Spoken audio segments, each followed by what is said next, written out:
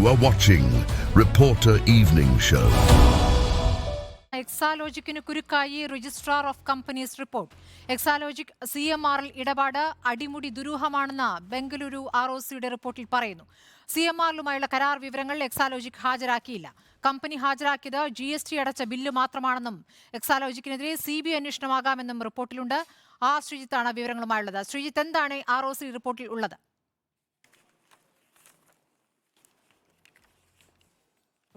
Registrar of companies ബംഗളൂരുവിന്റെ റിപ്പോർട്ടിലാണ് ഇപ്പോൾ എക്സാലോജിക്കിനെതിരെ ഗുരുതരമായ പരാമർശങ്ങളുള്ളത്.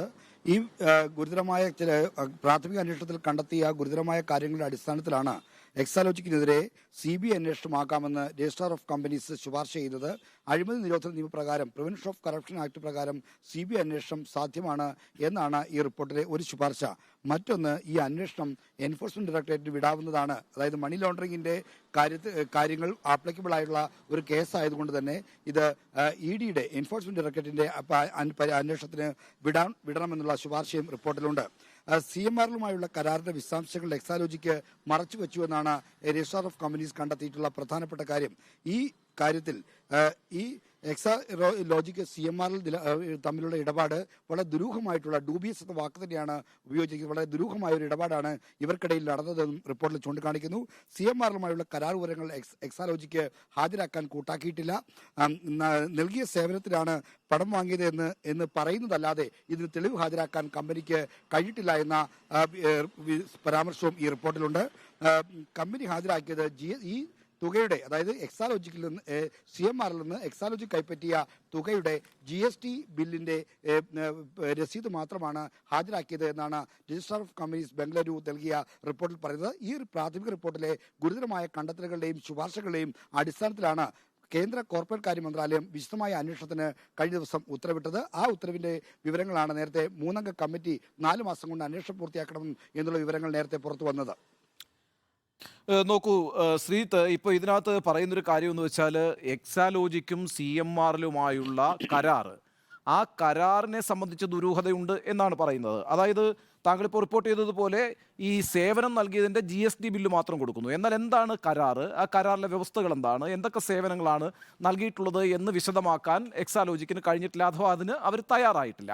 ഇതുതന്നെയാണ് ഈ പറയുന്ന ഇൻട്രീം സെറ്റിൽമെൻറ്റ് ബോർഡിൻ്റെയും പിന്നെ കുറ്റപ്പെടുത്തലെന്ന് പറയുന്നത്. എന്ത് സേവനത്തിനാണ് ഇവർ ഈ തുക കൈപ്പറ്റിയത് എന്ന് CMRലിന് അവിടെ തെളിയിക്കാൻ കഴിഞ്ഞിട്ടില്ല. ഈ രണ്ട് കാര്യങ്ങളാണ് പറയുന്നത്. നോക്കൂ, നമുക്ക് ഇതിൻ്റെ രാഷ്ട്രീയത്തിലേക്ക് വന്നാൽ ഇത് എന്ത് ഇമ്പാക്റ്റാണ് ഉണ്ടാക്കുക? ഇപ്പോൾ കേന്ദ്ര കോർപ്പറേറ്റ് കാര്യ മന്ത്രാലയം കഴിഞ്ഞ ദിവസം ഒരു പിന്നെ അന്വേഷണം പ്രഖ്യാപിക്കുന്നു. ഇപ്പോൾ രജിസ്ട്രാർ ഓഫ് കമ്പനീസ് പുതിയൊരു അന്വേഷണമായിട്ട് വരുന്നു. അതിനകത്ത് CBI അന്വേഷണവും ആകാം, EDയുടെ അന്വേഷണവും ആകാം. അപ്പം സാധ്യതകൾ തുറന്നിടുകയാണ്. അപ്പോൾ ഈ 2024 ലോക്സഭാ തെരഞ്ഞെടുപ്പിലേക്ക് പോകുമ്പോൾ ഇത് എന്ത് ഇഫക്റ്റാണ് ഉണ്ടാക്കുക?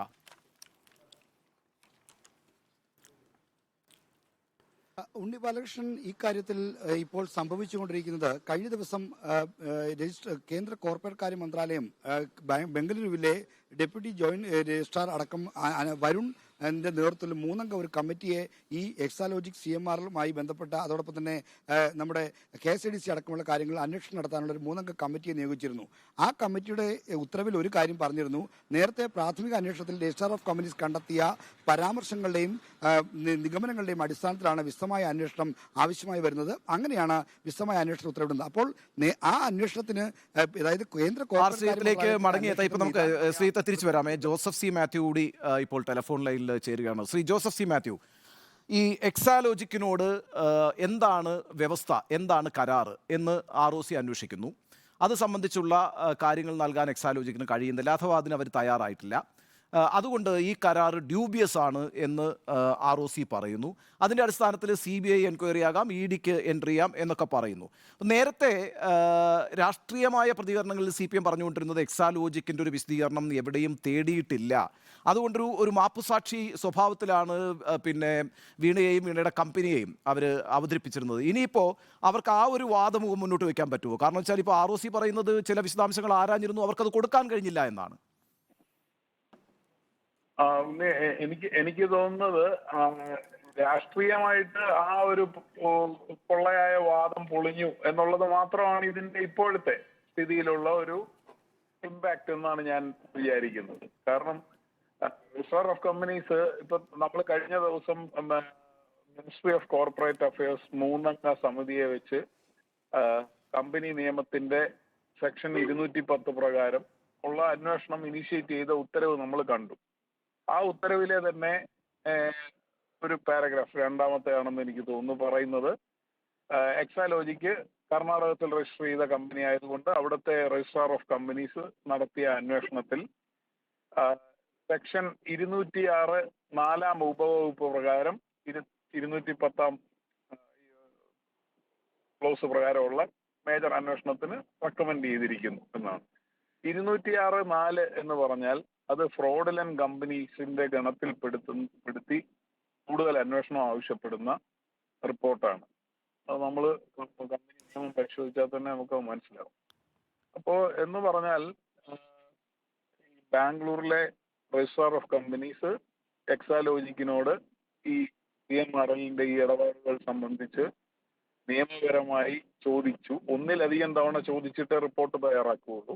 അങ്ങനെ ചോദിച്ചു, അവർക്ക് പറയാനുള്ള അവസരം നൽകി. പക്ഷെ എക്സാലോജിക്കിന് ഒന്നും പറയാനില്ല, ഒരു രേഖകളും ഹാജരാക്കിയില്ല എന്നുള്ളതാണല്ലോ. ശ്രീ ജോസഫ് സി മാത്യു, താങ്കൾ തന്നെ നേരത്തെ ഒരു ചർച്ചയിൽ പ്രതികരിക്കുന്നത് കണ്ടു. കമ്പനി മന്ത്രാലയത്തിന്റെ റോൾ പരിമിതമാണ്. അപ്പോൾ ഈ വിവരങ്ങൾ നൽകിയ ROC നൽകിയ വിവരങ്ങളുടെ അടിസ്ഥാനത്തിലാണല്ലോ കമ്പനി മന്ത്രാലയം അന്വേഷണത്തിലേക്ക് കടക്കുന്നത്. അപ്പോൾ ഏത് ഘട്ടം വരെയാകും ഈ കമ്പനി മന്ത്രാലയത്തിന്റെ അന്വേഷണം? എനിക്ക് സ്മൃതി, ഇതിൽ നിന്ന് ഒന്നും കാര്യമായ ഒന്നും നടക്കും എന്ന് ഞാൻ വിചാരിക്കുന്നില്ല. അതിന്റെ കാരണം, ഒന്ന്, നേരത്തെ പറഞ്ഞതുപോലെ കമ്പനി മന്ത്രാലയത്തിന്റെ നിയമപരമായിട്ടുള്ള ജുറിസ്ഡിക്ഷൻ വളരെ പരിമിതമാണ്. രണ്ടാമത്, ഈ വിഷയം നമ്മൾ പരിശോധിച്ചാൽ ഇന്ററിം സെറ്റിൽമെന്റ് ബോർഡ് തന്നെ പറയുന്നത് എന്താണ്? ഇത് പൊളിറ്റിക്കൽ കറപ്ഷനെ കുറിച്ചാണ് പറയുന്നത്. ഒരു പ്രമുഖ രാഷ്ട്രീയ നേതാവിന്റെ മകളായതുകൊണ്ട് ആ രാഷ്ട്രീയ നേതാവിന് കൊടുക്കേണ്ട പണം ആ മകളുടെ കമ്പനിയുടെ അക്കൗണ്ടിൽ ഇട്ടു എന്നാണ് റിപ്പോർട്ട് പറയുന്നത്. അപ്പോൾ അതുകൊണ്ട് കമ്പനി മന്ത്രാലയത്തിന് അന്വേഷിക്കാൻ കഴിയുക കമ്പനിയെ കുറിച്ച് മാത്രമാണ്.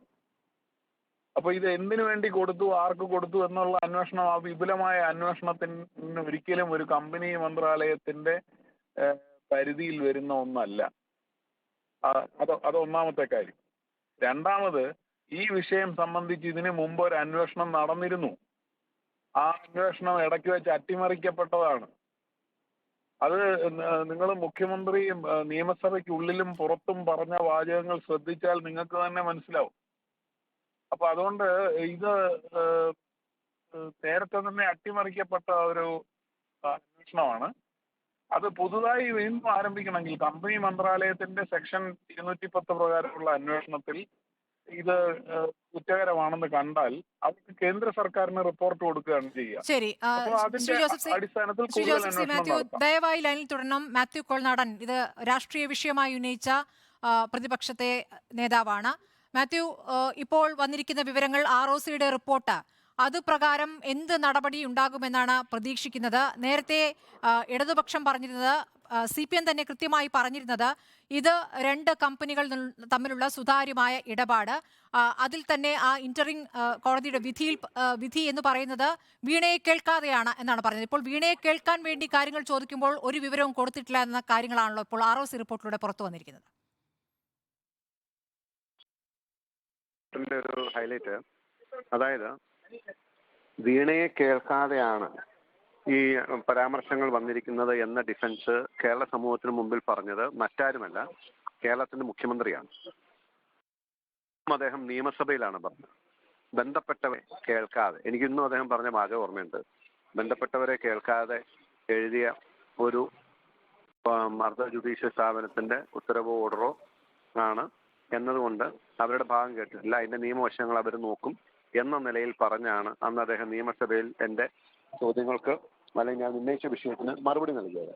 ഇപ്പോ വീണയോട് വിശദീകരണം ചോദിച്ചിട്ട് അല്ലെങ്കിൽ അവർ കണ്ടെത്തിയിട്ടുള്ള ക്രമക്കേടുകളെ സംബന്ധിച്ച് കാര്യങ്ങൾ അന്വേഷിച്ചപ്പോൾ ഒരു മറുപടിയും നൽകിയിട്ടില്ല, തൃപ്തികരമായ ഒരു മറുപടിയും നൽകിയിട്ടില്ല. CMRലുമായി ബന്ധപ്പെട്ട ഇടപാടുകൾക്ക് ആധാരമായിട്ടുള്ള കാര്യങ്ങളോ സേവനത്തെ സംബന്ധിച്ചോ ഒന്നും എന്താണ് ഇപ്പോൾ മുഖ്യമന്ത്രി പറഞ്ഞത്, ഒരു മറുപടി പറയാൻ ഈ വിഷയത്തിലൊരു ക്ലാരിറ്റി വരുത്താൻ ഒരു അവസരം കിട്ടിയിട്ട് എന്തുകൊണ്ട് വീണ ചെയ്തിട്ടില്ല എന്ന ചോദ്യം. ഇനി രണ്ടാമത്തെ പ്രധാനപ്പെട്ട കാര്യം, ഇത് കേവലം എക്സാലോജിക്കുമായി ബന്ധപ്പെട്ട ഇടപാടിനെ സംബന്ധിച്ച് മാത്രമാണ് ഇപ്പോൾ പുറത്തു വന്നിട്ടുള്ള ഓർഡർ.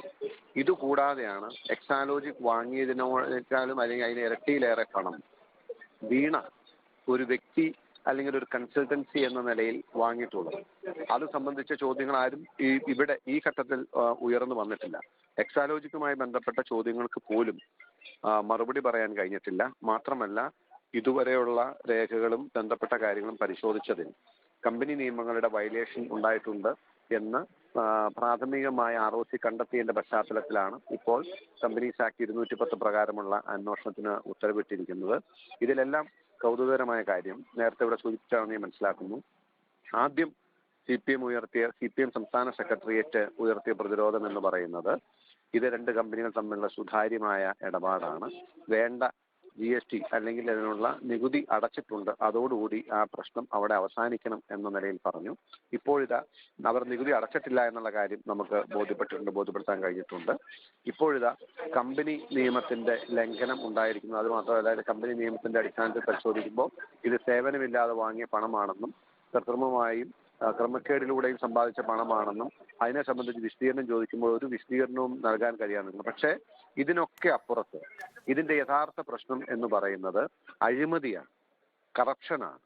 ഇതിപ്പോ ടാക്സിന്റെ അല്ലെങ്കിൽ കമ്പനീസ് ലോസിന്റെ അല്ലെങ്കിൽ മറ്റ് നിയമങ്ങളുടെ ഒക്കെ ലംഘനം, അതൊക്കെ ഇതിന്റെ സബ്സിഡറി ആയിട്ട് സൈഡായിട്ട് വരുന്നതാണ്. പക്ഷേ ഈ കമ്പനി മന്ത്രാലയത്തിന്റെ അന്വേഷണം ഏത് ഘട്ടം വരെ പോകും? അതിന്റെ റോൾ പരിമിതമാണല്ലോ. അത് കമ്പനി ഈ നിയമ നടപടിയുടെ അല്ലെങ്കിൽ ഇപ്പോൾ ഇനീഷ്യേറ്റ് ചെയ്തിരിക്കുന്ന ഈ പ്രോസസ്സിന് വലിയതായിട്ട് നമ്മൾ വിചാരിക്കുന്നത് പോലെ ഈ വിഷയത്തിന്റെ ആഴങ്ങളിലേക്ക് കടന്നു ചെല്ലാൻ കഴിയില്ല. കാരണം ഒരു കമ്പനി എന്ന നിലയിൽ പാലിക്കേണ്ട നിയമങ്ങളും ചട്ടങ്ങളും പാലിക്കാതെ പ്രവർത്തിച്ചിട്ടുള്ള അതിന് മാത്രമുള്ള ശിക്ഷയോ അതിന് മാത്രമുള്ള അന്വേഷണവും അതിന് മാത്രമുള്ള കാര്യങ്ങളും മാത്രമാണ് അവർക്ക് ചെയ്യാൻ കഴിയുക. പക്ഷെ യഥാർത്ഥ വിഷയം കിടക്കുന്നത് പ്രിവെൻഷൻ ഓഫ് കറപ്ഷൻ ആക്ട് പ്രകാരം അല്ലെങ്കിൽ അഴിമതി പണം വെളുപ്പിക്കൽ പ്രകാരം അതുപോലുള്ള നിയമ നടപടികളിലേക്കാണ് ഇത് പോകേണ്ടത്. തീർച്ചയായിട്ടും വരും ദിവസങ്ങളിൽ അങ്ങോട്ട് തന്നെ ഇത് നീങ്ങും, ഒരു സംശയവും വേണ്ട. Let us wait and see. പക്ഷേ ഒരു അന്വേഷണം തുടങ്ങി പാതി വഴിയിൽ നിന്നതാണ് എന്നുള്ളതാണ് ഇപ്പോൾ ജോസഫ് സി മാത്യുവിനെ പോലുള്ളവർ പറയുന്നത്. എങ്ങും എത്തില്ല. നേരത്തെ VD സതീശൻ ആ രൂപത്തിലാണല്ലോ പ്രതികരിച്ചിട്ടുള്ളത്. അന്വേഷണങ്ങളെയെല്ലാം അട്ടിമറിക്കാനും അന്വേഷണങ്ങളെല്ലാം സംസ്കരിക്കാനും അന്വേഷണങ്ങളെയെല്ലാം ഇല്ലാതാക്കാനും അധികാരത്തിലിരിക്കുന്ന എല്ലാ ശേഷിയും ഉപയോഗിച്ച് ഈ സർക്കാർ മുഖ്യമന്ത്രിയും പരിശ്രമിക്കുന്നുണ്ട്. അതിന്റെ പല പല എപ്പിസോഡുകൾ നമ്മൾ ഇതിനോടകം കണ്ടു കഴിഞ്ഞു. എന്നിരുന്നാൽ പോലും ഈ സത്യം കാലാകാലം മൂടിവെക്കാൻ കഴിയില്ല. വരും ദിവസങ്ങളിൽ കൂടുതൽ ക്ലാരിറ്റിയോടുകൂടി അഴിമതിയുടെ കാര്യങ്ങൾ പുറത്തു വരും എന്ന് തന്നെയാണ് എൻ്റെ പ്രതീക്ഷ. അതിനുവേണ്ടിയുള്ള പരിശ്രമം നമ്മൾ തുടരും. ശരി, ശ്രീ ജോസഫ് സി മാത്യു, താങ്കൾ ടെലിഫോൺ ലൈനിലുണ്ട് എന്നാണ് ഞാൻ പ്രതീക്ഷിക്കുന്നത്. താങ്കൾ പല ചർച്ചകളിൽ പറയുന്ന ഒരു കാര്യം ഞാൻ ശ്രദ്ധിച്ചിട്ടുള്ളത്, ഗൗരവത്തോടെയുള്ള അന്വേഷണം ഈ ഇൻ്ററീം സെറ്റിൽമെൻറ്റ് ബോർഡിൻ്റെ വിധിക്ക് ശേഷവും അതിനു മുമ്പുമൊക്കെ ഇക്കാര്യത്തിൽ ഗൗരവത്തോടെ ചില ഏജൻസികൾ അന്വേഷണം നടത്തിയിട്ടുണ്ട് എന്നും മുഖ്യമന്ത്രിയുടെ വാക്കുകളിലൂടെ തന്നെ അത് താങ്കൾക്ക് ബോധ്യപ്പെട്ടിട്ടുണ്ട് എന്നും പറയുന്നത് ഞാൻ കേട്ടിട്ടുണ്ട്. എൻഫോഴ്സ്മെൻറ്റ് ഡയറക്ടറേറ്റ് ഏതെങ്കിലും സമയത്ത് ഈ കേസിലോ അല്ലെങ്കിൽ ഇങ്ങനെ ഒരു സീനിലോ എത്തിയിട്ടുണ്ട് എന്ന് താങ്കൾ കരുതുന്നുണ്ടോ? അല്ലെങ്കിൽ ഏത് ഏജൻസിയാണ് അത്തരത്തിലൊരു നീക്കം നടത്തിയിട്ടുള്ളത്? മുഖ്യമന്ത്രിയുമായി അവർ സംസാരിച്ചിട്ടുണ്ടോ? അങ്ങനെ ഒരു ചോദ്യം ചെയ്യലിൻ്റെ സ്വഭാവത്തിൽ അല്ലെങ്കിൽ പോലും ഒരു അന്വേഷണത്തിൽ അത്തരം കാര്യങ്ങൾ നീങ്ങിയിട്ടുണ്ടോ?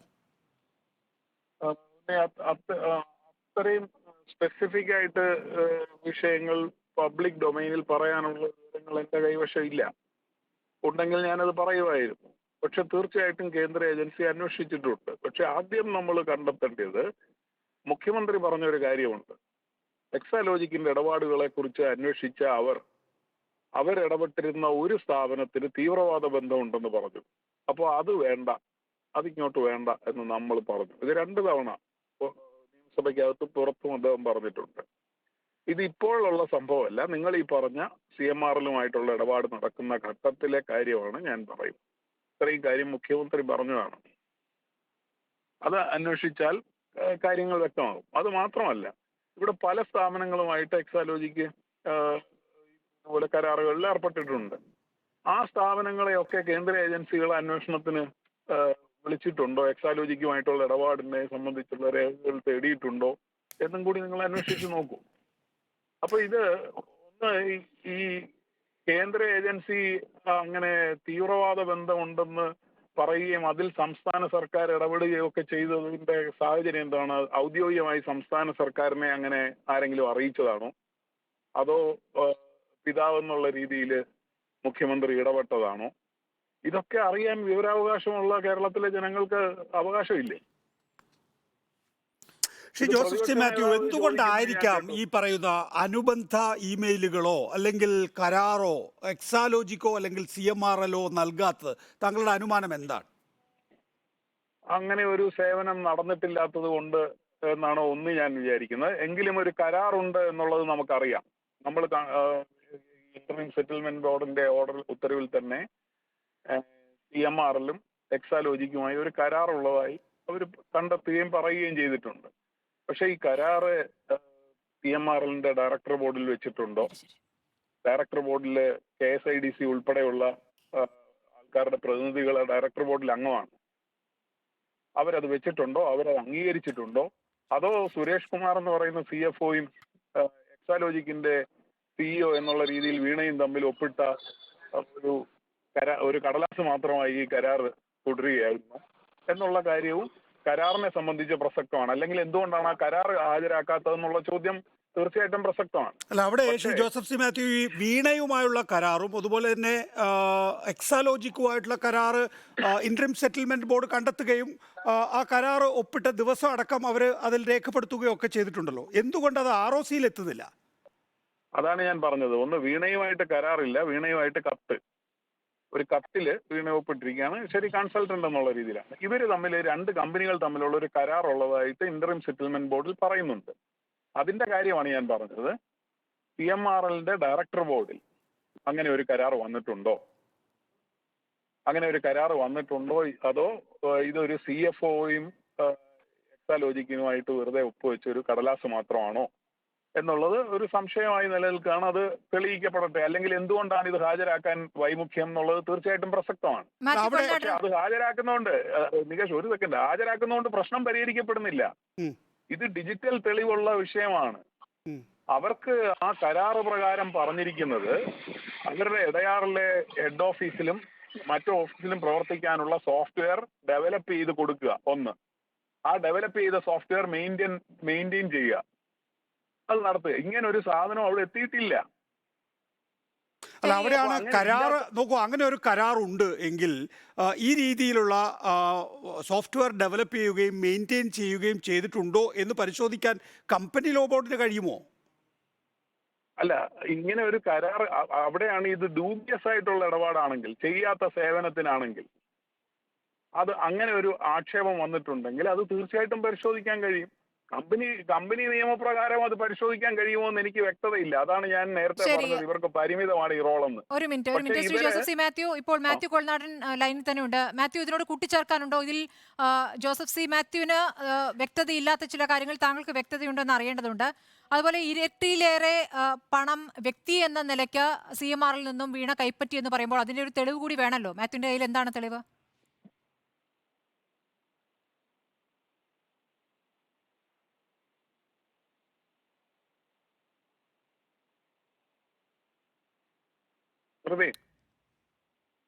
കേൾക്കാമോ? അല്ല, മാത്യു അല്ല, ശരി, പറഞ്ഞോളൂ ശ്രീ ജോസഫ് സി മാത്യു. അല്ല, ശ്രീ ജോസഫ് സി മാത്യു, താങ്കൾ അവസാനിപ്പിച്ചെടുത്ത് ഒന്ന് തുടങ്ങിയാൽ നോക്കൂ. CMRL പറയുന്നു ഞങ്ങൾക്ക് സേവനം ലഭിച്ചിട്ടുണ്ട്. ആദ്യം അങ്ങനെയൊക്കെ പറഞ്ഞു പോയതാണ്. ഞങ്ങൾക്ക് സത്യവാങ്മൂലത്തിലൂടെ ഞങ്ങൾക്ക് സേവനം ലഭിച്ചിട്ടുണ്ട് എന്ന്. സ്വാഭാവികമായിട്ടും എക്സാലോജിക്കും അതാണല്ലോ പറയുക. ഇപ്പം കമ്പനി നിയമം അനുസരിച്ച് 2013 നിയമം അനുസരിച്ച് അതിലെ ഈ വകുപ്പുകൾക്ക് പരിശോധിക്കാനാവുക രണ്ട് കമ്പനികൾ തമ്മിലുള്ള കമ്മ്യൂണിക്കേഷനാണ്. ആ രണ്ട് കമ്പനികളുടെ കമ്മ്യൂണിക്കേഷനാണ് കരാർ. അങ്ങനെയല്ല നികേഷ്.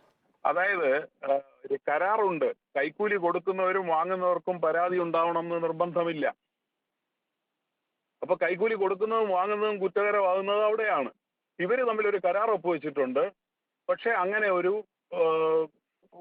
സേവനം നൽകിയിട്ടില്ല, പണം നൽകിയിട്ടുണ്ട്. അപ്പൊ ഇങ്ങനെ പണം നൽകുന്നത് ഒരു രാഷ്ട്രീയ നേതാവിന് വേണ്ടി അദ്ദേഹത്തിന്റെ മകൾക്ക് നൽകിയതാണെന്നുള്ളതാണ് ആക്ഷേപം.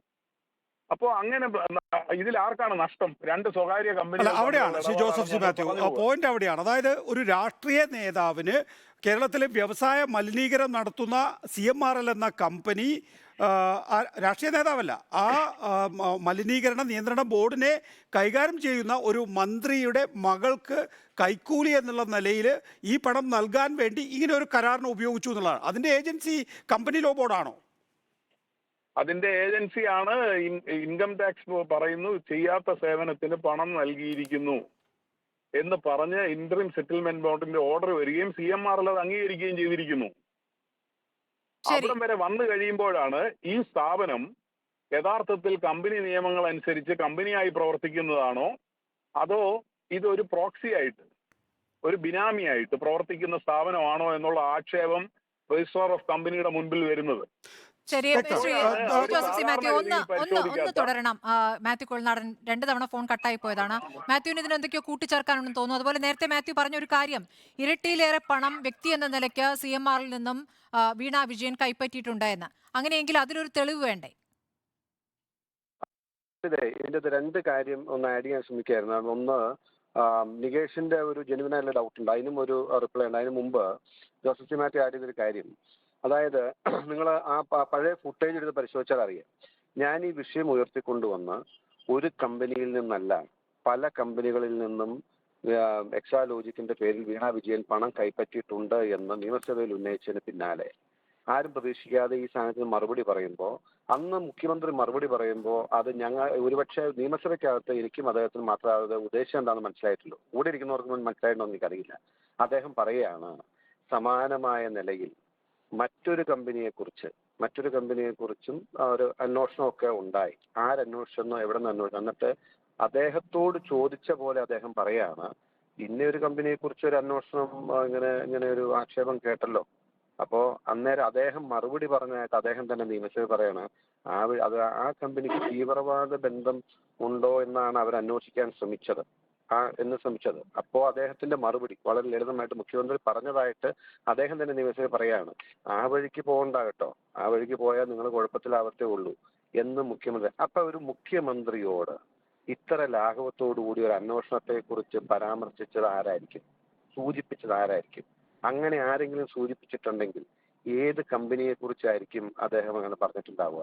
തീവ്രവാദ ബന്ധവും ഇതുമായി കൂട്ടിക്കുഴയ്ക്കാൻ അദ്ദേഹം ശ്രമിച്ചത് എന്തിനാണ്? ഒരു മുഖ്യമന്ത്രി ഇങ്ങനെയാണോ? നേരത്തെ ശ്രീ ജോസഫ് സി മാത്യു പറയുണ്ടായി, ശ്രീ മാത്യു കൊൾനാടൻ, അത് ഏത് കമ്പനിയെ കുറിച്ചാണെന്നാണ് നിങ്ങൾ മനസ്സിലാക്കുന്നത്? മുഖ്യമന്ത്രിയോട് ചോദിച്ചാൽ മതി, നിങ്ങളൊക്കെ പത്രക്കാരല്ലേ, അദ്ദേഹം തന്നെ പറയട്ടെ. ഞാൻ പറയാൻ വേണ്ടി അദ്ദേഹം വെയിറ്റ് ചെയ്താണ്. അദ്ദേഹത്തിന്റെ അദ്ദേഹം കരുതി വെച്ചിരുന്ന പരിചയമാണത്. യഥാർത്ഥത്തില് ഞങ്ങൾ കമ്പനിയുടെ പേര് പറയുകയും BJPയും സംഘപരിവാറുമായി ചേർന്ന് ഇവിടെയുള്ള ഇന്ന വിഭാഗത്തിൽപ്പെട്ട ഇന്ന സമുദായത്തിൽപ്പെട്ട ഇന്ന ആളുകളെ വേട്ടയാടാൻ നടത്തുന്ന ശ്രമത്തിന് മാത്യു കൊഴൽനാടനും കോൺഗ്രസും കൂട്ടുനിൽക്കാതെ അദ്ദേഹത്തിന്റെ വെപ്രാളം കൊണ്ട് വായിന്ന് വീണുപോയതാ, അഡ്വാൻസ് വീണുപോയതാ. അദ്ദേഹം കൈ പിടിച്ചിരുന്ന പരിചയമാണ് ആ സാധനം. അത് സംഗതി പുറത്തായി. ഞാൻ ആ സമയത്ത് പ്രതികരിച്ചില്ല, കമ്പനിയുടെ പേരും പറഞ്ഞിരുന്നെങ്കിൽ ഇതുപോലുള്ള പ്രസ്ഥാനങ്ങളെ വേട്ടയാടാൻ സംഘപരിവാറുമായി കൂട്ടുചേർന്ന് മാത്യു കൊഴൽനാടനും കോൺഗ്രസും കൂട്ടുനിൽക്കുകയാണെന്ന് പറയാൻ വേണ്ടി കരുതി വെച്ചിരുന്നതാണ് പുറത്തുപോയത്. അത് നമ്പർ 1. നമ്പർ 2, ഇപ്പൊ നികേഷ് ഇപ്പൊ ഇവിടെ ചോദിച്ചില്ലേ, എന്തുകൊണ്ടായിരിക്കും അവരെ കരാർ അവിടെ പ്രൊഡ്യൂസ് ചെയ്യാത്ത ജെനുവിൻ ഡൗട്ട് വന്നില്ലേ? എന്തുകൊണ്ടായിരിക്കും നികേഷിന് ഉത്തരം ഉണ്ടോ എന്ന് എനിക്കറിയില്ല. പക്ഷെ ഞാൻ മനസ്സിലാക്കുന്ന ഉത്തരം എന്താണെന്ന് ഞാൻ പറഞ്ഞുതരാം. ആ ഒരു എഗ്രിമെന്റ് വീണ കമ്പനി ലോ ബോർഡിൽ അല്ലെങ്കിൽ കമ്പനി കോർപ്പറേറ്റ് പർസൂസ് മിനിസ്ട്രിയുടെ എൻക്വയറിയിലോ ഹാജരാക്കിയാലത്തെ പ്രശ്നം, അതായത് എക്സാലോജിക് എന്ന കമ്പനിയുടെ ഡയറക്ടറാണത്. ആ എക്സാലോജിക് കമ്പനിക്ക് CMRLുമായിട്ട് IT-യും ബന്ധപ്പെട്ട ഒരു കരാറും ഒരു സേവനവും എക്സാലോജിക്ക് നൽകിക്കൊണ്ടിരിക്കുകയാണെന്നാണല്ലോ സ്ഥാപിച്ചിരിക്കുന്നത്. അങ്ങനെ ഇരിക്കെ ഈ കമ്പനിയുടെ തന്നെ ഡയറക്ടറായിരുന്നു കൊണ്ട് ആ കമ്പനിയുടെ അതേ ക്ലയന്റിൽ നിന്നും അതേ ഡൊമൈനിൽ മറ്റൊരു സർവീസ് കൊടുക്കുന്നതിന് വീണ വേറെ പണം മേടിച്ചിട്ടുണ്ടെന്നുള്ളത് നമുക്കറിയാലോ, 5 ലക്ഷം വീതം. അത് കമ്പനി ലോ പ്രകാരം ഭയങ്കര കുറ്റമാണ്. മനസ്സിലാവുണ്ടോ? അതായത് അത് പ്രൊഡ്യൂസ് ചെയ്താൽ അതിൽ പിടിക്കപ്പെടും. അതായത് ഞാൻ എന്റെ കമ്പനിയെ തന്നെ വഞ്ചിക്കുന്നതിന് തുല്യമാണ്. ഞാനൊരു കമ്പനിയുടെ ഡയറക്ടറായിട്ടിരുന്ന് ആ കമ്പനിയുടെ താല്പര്യമുള്ള ഇൻട്രസ്റ്റ് ഏരിയയിൽ ആ കമ്പനിയുടെ ക്ലയന്റിൽ നിന്നും ഞാൻ രഹസ്യമായി നേരിട്ട് കൺസൾട്ടൻസി എടുത്ത് അതേ കാര്യത്തിൽ പൈസ മേടിക്കുക എന്ന് പറഞ്ഞാൽ അത് Actually, it's a very, very, very നോക്കൂ, big അത് offense നേരത്തെ of the company. ഇവിടെ ശ്രീ ജോസഫ് സി മാത്യു ചൂണ്ടിക്കാണിച്ചതുപോലെ എക്സാലോജിക്കുമായിട്ടുള്ള കരാറ്, ഞാനൊരു വ്യക്തതയ്ക്ക് വേണ്ടി ചോദിക്കുകയാണ് ശ്രീ മാത്യു. അതായത് എക്സാലോജിക്കുമായിട്ടുള്ള കരാർ എന്ന് പറയുന്നത് ഡെവലപ്പ് ചെയ്യാനും മെയിൻ്റനൻസിനുമാണ് എങ്കിൽ വ്യക്തിപരമായ സേവനത്തിനാണ് വീണ വിജയൻ വാങ്ങിയത്. സാർ ഞാൻ പറഞ്ഞുതരാം. നികേഷ് ഒന്നുകൂടി ഹോംവർക്ക് ചെയ്ത് നോക്കിയോ. ഞാനൊരു കമ്പനിയുടെ പാർട്ടായിട്ട് വർക്ക് ചെയ്തുകൊണ്ടിരിക്കുമ്പോൾ I cannot have parallel interest. I cannot do it parallelly. അത് ബേസിക് കമ്പനി ലോ ആണ്. ആ കമ്പനിയെ, സ്വന്തം കമ്പനിയെ ചീറ്റ് ചെയ്യുന്നതിന് തുല്യമാണത്. അയാൾക്ക് ഡയറക്ടർഷിപ്പിന് പോലും പിന്നീട് അർഹതയില്ലാതെ വരും. അങ്ങനെ ഒരുപാട് പേര് ചെയ്യുന്നുണ്ട്. കാരണം ഒരു കമ്പനിയിൽ നിന്ന് കമ്പനിയുടെ ഡയറക്ടറായിട്ടിരിക്കുമ്പോൾ അവർക്ക് എന്തോരം ആക്സസ് കിട്ടും, എന്തോരം ബിസിനസിന്റെ ഓപ്പർച്യൂണിറ്റി കാണും. അപ്പൊ ആ അല്ല, അവിടെയാണ് അപ്പോൾ ഒരു വ്യക്തത വരുന്നത് ശ്രീ മാത്യു കുഴൽനാടൻ. അതായത് എൻ്റെ കമ്പനി എക്സാലോജിക്ക് ഡെവലപ്പ് ചെയ്യാനും മെയിൻ്റനൻസിനും വേണ്ടി CMRLുമായി ഒരു കരാർ ഒപ്പിടുന്നു. അതേസമയം ഞാൻ എന്ന പ്രൊഫഷണൽ ആ നിലയിൽ എൻ്റെതായിട്ടുള്ള വ്യക്തിപരമായിട്ടുള്ള കഴിവുകൾ ഉപയോഗിക്കാൻ കമ്പനി എന്നെ നിയോഗിക്കുന്നു. ആ കാര്യം പക്ഷെങ്കിൽ കമ്പനിയുടെ കരാറിൽ ഇല്ല എന്നുള്ളത് കൊണ്ടായിരിക്കുമോ കരാറ് പുറത്തുവിടാതിരിക്കുന്നത്? നിയോഗിക്കാൻ പറ്റില്ല. കമ്പനി ത്രൂ മാത്രമേ ചെയ്യാൻ പറ്റുള്ളൂ. ഞാനിപ്പോ KMNP ലോയുടെ പാർട്ട്ണറാണ്. ഞാൻ നടത്തുന്ന എല്ലാ കേസിന്റെയും ഫീസ് ഞാൻ വാങ്ങുന്നത് കമ്പനിയുടെ അക്കൗണ്ടിലാണ് വരുന്നത്. ആ സമയം ഞാൻ KMNP ലോ എന്ന നിലയ്ക്ക് എനിക്കിപ്പോൾ ടാറ്റ സ്പോഞ്ച് അല്ലെങ്കിൽ അതുപോലെ ജിൻഡാൽ അടക്കമുള്ള വലിയ കമ്പനികളുമായിട്ട് ബന്ധം കിട്ടി അവിടുത്തെ ഡയറക്ടർ അവരോട് പറഞ്ഞു, കമ്പനി ഇത്ര രൂപയ്ക്കാണ് കേസ് ചെയ്യുന്നത്, ഒരു കാര്യം ഞാനും തന്നെ ആ കേസ് ചെയ്യാം, നിങ്ങൾ അതിന്റെ പകുതി പൈസ തന്നാലെന്ന് പറഞ്ഞ് ഞാൻ അവരുമായിട്ട് ഡീൽ ചെയ്താലോ? അതായത് മാത്യു കുഴൽനാടൻ, അതായത് താങ്കൾ പറയുന്നത് ഒരു കരാറിന്റെ അടിസ്ഥാനത്തിൽ രണ്ടു വരുമാനം സാധ്യമല്ല, ഒറ്റ വരുമാനമേ സാധ്യമാവുള്ളൂ. അത് കമ്പനിയിലേക്കാണ് വരേണ്ടത്. അതിൻ്റെ ഏതെങ്കിലും ഒരു ഡയറക്ടർക്ക് പേഴ്സണൽ ആയിട്ടുള്ള ഒരു സോഴ്സ് ഓഫ് ഇൻകം ആയിട്ട് അതിനെ മാറ്റാനും കഴിയില്ല. അതുകൊണ്ട് അത് വെളിച്ചത്ത് വരും എന്നുള്ളത് കൊണ്ട് ഈ കാര്യങ്ങൾ പിന്നെ എക്സാലോജിക്ക് ROCയിൽ മറച്ചു വയ്ക്കുന്നു. അതുകൊണ്ട് ROC ഇതൊരു ഡ്യൂബിയസ് കരാറാണ് എന്ന് കണ്ടെത്തുന്നു. ഇനി അടുത്ത ഘട്ടം എന്ന് പറയുന്നത്, ഇവിടേക്ക് വേണമെങ്കിൽ CBI അന്വേഷണത്തിന് സാധ്യതയുണ്ട്, ED അന്വേഷണത്തിന് സാധ്യതയുണ്ട്. കള്ളപ്പണം വെളുപ്പിക്കൽ അടക്കമുള്ള കാര്യങ്ങളാണല്ലോ പറയുന്നത്. ഇത്തരത്തിൽ അന്വേഷണ സാധ്യതകൾ പറയാൻ അധികാരമുള്ളൊരു ഏജൻസിയാണോ ഈ ROC? ഒന്ന്, ഈ റിപ്പോർട്ടിൻ്റെ അടിസ്ഥാനത്തിൽ CBIക്കോ EDക്കോ എൻട്രി ചെയ്യാനായിട്ടുള്ള ഒരു തീരുമാനം കേന്ദ്ര ഈ പറയുന്ന കോർപ്പറേറ്റ് മന്ത്രാലയത്തിന് സ്വീകരിക്കാൻ പറ്റുമോ, അല്ലെങ്കിൽ കേന്ദ്ര സർക്കാരിന് സ്വീകരിക്കാൻ പറ്റുമോ? ഇപ്പോ CBIക്കോ EDക്കോ അന്വേഷിക്കണം വേണ്ടിയിട്ടുള്ള sufficient material, reason, evidence already ഉണ്ട്. അതിനുവേണ്ടി ഇനി ഒരു റിപ്പോർട്ടിന്റെ ആവശ്യമില്ല. അവരത് ചെയ്യുന്നില്ല എന്നതേ ഉള്ളൂ. അതായത് ഇൻട്രീം സെറ്റിൽമെന്റ് ബോർഡിന്റെ കോസ്റ്റ് ജുഡീഷ്യൽ ബോർഡ് ഓർഡർ വന്നതിൽ എല്ലാ അഡ്മിഷൻസും എല്ലാ തെളിവുകളും എല്ലാ ഫാക്ട്സും അതിൻ്റെ അകത്തുണ്ട്. അതായത് രണ്ട് സംസ്ഥാനത്ത് നടന്ന ട്രാൻസാക്ഷനാണ്. അതായത് ഒരു പൊളിറ്റിക്കൽ പേഴ്സണാലിറ്റി ആയിട്ട് ബന്ധപ്പെട്ട ആളെന്ന നിലയിൽ പണം കൊടുത്തതാണെന്നും ഞങ്ങൾക്ക് ഇവിടെ കമ്പനി നടത്തണമെങ്കിൽ പൊളിറ്റീഷ്യൻസിന് പൈസ കൊടുക്കണമെന്നും ഉള്ള അഡ്മിഷൻസ് ഉണ്ട്. അതുകൂടാതെ വിത്തൗട്ട് പ്രോപ്പർ ബാക്ക്ഗ്രൗണ്ട് ഇല്ലാതെ ഒരു പ്രോമിനന്റ് പൊളിറ്റീഷ്യന്റെ മകള് കോടാനുകോടി രൂപ ഒരു കമ്പനിയിൽ നിന്നും which has sufficient interest in the state, അവരുടെ ആവശ്യങ്ങളും അവരുടെ റിക്വസ്റ്റുകളും ലൈവായി ഗവൺമെന്റ് മുമ്പിൽ നിൽക്കുമ്പോൾ മാസാമാസം അവരിൽ നിന്നും കോടാനുകോടി കൈപ്പറ്റി എന്ന് പറഞ്ഞാൽ this is more than sufficient for initiating a CBI inquiry, or ED has sufficient reasons to enter, but Right. both of them are not coming. ശരി, ശ്രീ ജോസഫ് സി മാത്യു, നേരത്തെ താങ്കൾ പറയുകയും പിന്നീട് ശ്രീ മാത്യു കുഴൽനാടൻ കൂട്ടിച്ചേർക്കുകയും ചെയ്ത കാര്യമാണ്. സമാന നിലയിൽ മറ്റൊരു കമ്പനിയെ പറ്റി അന്വേഷണം ഉണ്ടായി. ആ കമ്പനിക്ക് തീവ്രവാദമുണ്ട് എന്നാണ് അന്വേഷിച്ചത്. ആ വഴിക്ക് പോകേണ്ട കേട്ടോ, നിങ്ങൾക്ക് ബുദ്ധിമുട്ടുണ്ടാകും, അതാണ് മുഖ്യമന്ത്രിയുടെ വാക്കുകളെന്ന് നേരത്തെ ശ്രീ മാത്യു കുഴൽനാടൻ ചൂണ്ടിക്കാണിക്കുകയുണ്ടായി. നോക്കൂ, അങ്ങനെ ഒരു അന്വേഷണം ഒരു കമ്പനിയുടെ കമ്പനിക്കെതിരെ നടന്നു എന്ന് മുഖ്യമന്ത്രി പറയുകയാണ്. ആ ഇൻഫർമേഷൻ മുഖ്യമന്ത്രിക്ക് എവിടെ നിന്ന് കിട്ടി, അത് ആര് പറഞ്ഞു എന്നുള്ളതാണോ ചോദ്യം? അതോ എന്താ അതിലൂടെ ഉദ്ദേശിക്കുന്നത്?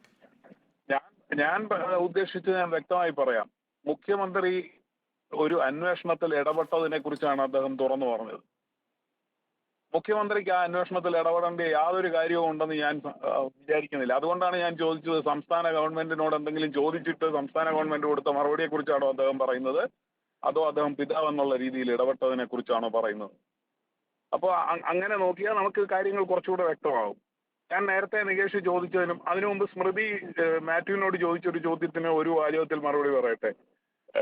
വീണയ്ക്ക് കൺസൾട്ടന്റ് എന്നുള്ള രീതിയിൽ പ്രതിമാസം 5 ലക്ഷം രൂപ വെച്ചും കമ്പനിക്ക് 3 ലക്ഷം രൂപ വെച്ചുമാണ് കൊടുത്തിരുന്നത് എന്നുള്ളത് നമ്മുടെ ഇൻട്രീം സെറ്റിൽമെന്റ് ബോർഡിൽ നിന്ന് തന്നെ വ്യക്തമാണ്.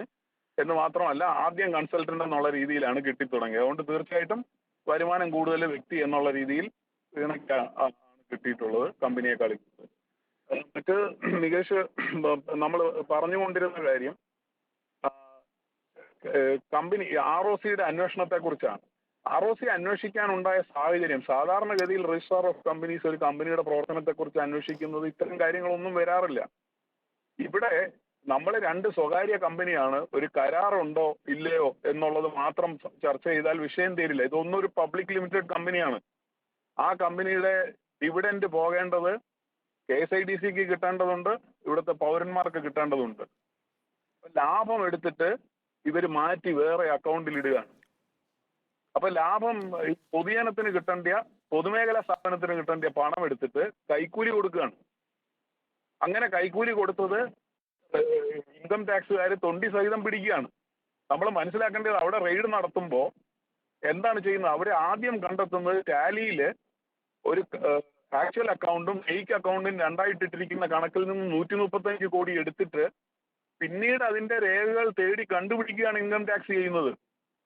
അതുകൊണ്ട് ഇത് ഫേക്ക് ആയിട്ട് കീപ്പ് ചെയ്തിരിക്കുന്ന റെക്കോർഡ് ആണെന്നുള്ളത് CMRL നിന്ന് തന്നെ ഇൻകം ടാക്സുകാർ പിടിച്ചതാണ്. അതാണ് സെറ്റിൽമെന്റ് ബോർഡിൽ വ്യക്തമാക്കുന്നത്. അപ്പൊ അങ്ങനെ പിടിക്കപ്പെട്ട പണം എങ്ങോട്ടൊക്കെ പോയി എന്ന് അന്വേഷിക്കുമ്പോഴാണ് ഈ എക്സാലോജിക് എന്ന് പറയുന്ന കമ്പനിയും അതിൽ വരുന്നത്. അതിനെക്കുറിച്ചാണ് അന്വേഷണം. അങ്ങനെ അന്വേഷിക്കുമ്പോഴാണ് നിങ്ങൾ തമ്മിലുള്ള കരാർ എവിടെയെന്നും നിങ്ങൾ എന്ത് സേവനമാണ് നൽകിയതെന്നുള്ള ചോദ്യം ചോദിക്കുന്നത്. കാരണം ഇത് നിയമപരമായി പ്രവർത്തിക്കുന്ന ഒരു പ്രൈവറ്റ് ലിമിറ്റഡ് കമ്പനിയാണോ അതോ ഇത് ബോഗസ് ആയിട്ട് ഉണ്ടാക്കിയിരിക്കുന്ന ഒരു പേപ്പർ കമ്പനിയാണോ എന്നുള്ളതാണ് ROC നടത്തുന്ന അന്വേഷണം. അതിന്റെ പ്രാഥമിക റിപ്പോർട്ടാണ് registrar of companies Bangalore section 2064 പ്രകാരം കൊടുക്കുകയും 210 പ്രകാരം കേന്ദ്ര കമ്പനി മന്ത്രാലയം ഇപ്പോൾ അന്വേഷണം ആരംഭിക്കുകയും ചെയ്തു. ഞാൻ ഉന്നയിച്ച സംശയം, കമ്പനി ലോയുടെ പ്രിവ്യൂവിൽ വരുന്ന കാര്യങ്ങളല്ല ഇൻകം ടാക്സ് സെറ്റിൽമെന്റ് ബോർഡ് ഇവിടെ ചൂണ്ടിക്കാണിച്ചിരിക്കുന്നത്. വലിയ പൊളിറ്റിക്കൽ കറപ്ഷനെ കുറിച്ചാണ്. അത് അന്വേഷിക്കേണ്ട ഏജൻസികളെല്ലാം കൈകെട്ടി നിൽക്കുകയും നേരത്തെ നടത്തിയ അന്വേഷണം സബോട്ടേജ് ചെയ്യപ്പെട്ടതിനെ കുറിച്ച് സൂചനകൾ ലഭിക്കുകയും ചെയ്ത ശേഷം ഈ കമ്പനി മന്ത്രാലയത്തിന്റെ അന്വേഷണം എന്നുള്ള പിപ്പിടി എന്തിനാ കാണിക്കുന്നത്?